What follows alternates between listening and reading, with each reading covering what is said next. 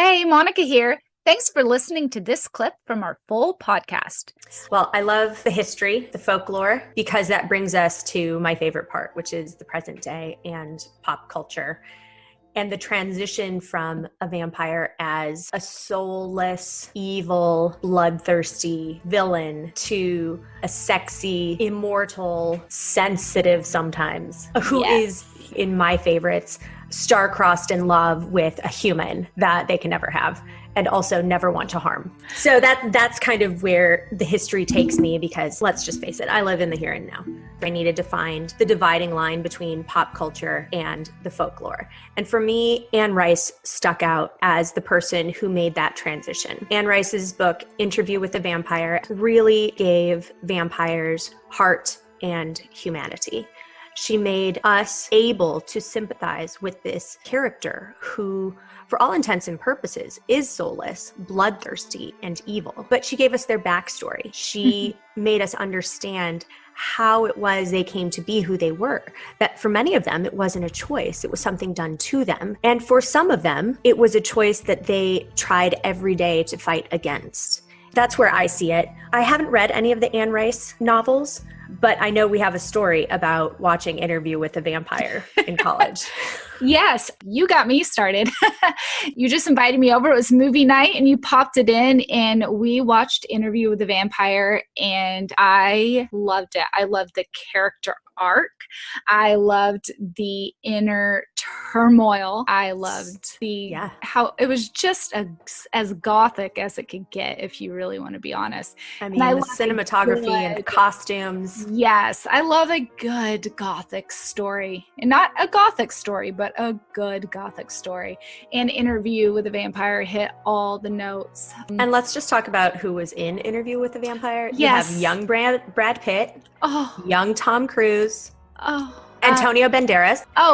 Very good actors. Kirsten Dunst blew me away. So much so that you and I didn't know this at the time, that this is one of your favorite movies. We put that movie back in and stayed up till like 2 a.m. watching it. Interview with the Vampire is, I have to imagine, an extremely good book, because I have read Anne Rice's The Mummy, and it is a very good book. She's a great writer and was prolific in transforming vampires in pop culture. That's where I see the transition happening. Since then, Twilight, obviously, super famous, published in 2005. Even before that, you had The Vampire Diaries, which started out as a book. It really becomes evident to me that books drive the movies. I'm in a book club right now, and it's a book movie club. So every book we read also has a movie associated with it. That's one of my favorite things about Twilight, is that I was able to read the books and then watch the movies. I started out with Twilight watching the movie, but then after the movie, I read the first book and the second book and the third book, and I devoured them. Yeah. You started at the movie. Now, I've never seen the movie, although Twilight is one of my favorite books of all time. It's a great book. It really, really is. Twilight on its own. And I also refused to watch the movie. And I think you could tell I dug my feet a little bit when you suggested I watch it for this podcast. And I said no, because no one is going to ruin Edward for You should. me. No. Sorry, everybody. I cannot take Pattinson, whatever his name is, Robert Patterson. Golly, well, I'm like Robert Pattinson. I'm 100% the person that gets, the mom that gets made fun of on Saturday Night Live for not knowing the names of anything. But that guy, he doesn't do it for me, and therefore he will ruin Edward, who in my mind looks a certain way, has certain mannerisms, and I cannot have that sullied by an actor. That's fair. That's fair. Yeah. Just like how I didn't want to watch Wonder Woman unless it was the perfect person was cast. And thank goodness she was. Definitely. So, as you mentioned, there are over 26,000 books or pieces of literature written on vampires or with vampires. So I didn't have time to list all of them, but what I do have is a pretty good synopsis of the movies that have been created since Anne Rice's book. So my dad reminded me of Kolchak, The Night Stalker. It was a TV series, ran from 1974 to 75. Then you had The Lost Boys in 87. Bram Stoker's Dracula was my first introduction to vampires. It was released in 1992. I probably didn't see it till it was out on VHS, so a year or two later. That for me made them seem so sexy, so appealing, until the end when you see the oldest vampire, and then I'm like, oh, he's just gross. Interview with a Vampire in 94. Buffy the Vampire Slayer in 92. From Dusk Till Dawn was 96, Blade 98, Underworld in 2003, Van Helsing in 04, Twilight 08, and the Twilight Saga continues 09, 2010, 11, 12.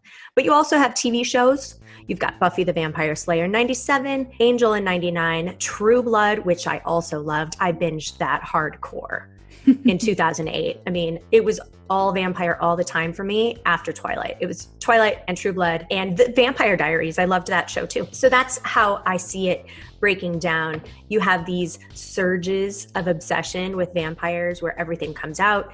And then you have periods of them receding and giving way to other things like zombies, which I think are horrible and hideous. I agree with you on that. I can't even with zombies. Enough with the zombies. And they don't even have a backstory. They have no humanity. None. They're just monsters, which to me is unappealing. Yeah. So my takeaway from doing the research into pop culture, movies, and TV really takes the form of, you have two different types of vampire movies. You have one type of movie where a vampire is the star of the movie, and the other type of movie where the hunter is the star hunting the vampires. Like Blade and Buffy. Exactly. Blade and Buffy. Van Helsing. Yes. Even Underworld, right? They're being hunted. They are the stars. Right. At first they're vampires hunting werewolves, then they get hunted. But yes, there is that element. Yeah. So what I noticed is that when the vampire is the star, they're usually portrayed with more heart and humanity, fighting against what they are, and we are able to sympathize more with their situation. There's also usually a human that they fall in love with. Yes. But when they are being hunted, they're portrayed as the more traditional evil vampire who just has bloodlust and will stop at nothing. Thanks for listening. Make sure to subscribe if you want more conspiracies, weird history, true crime, and fun facts.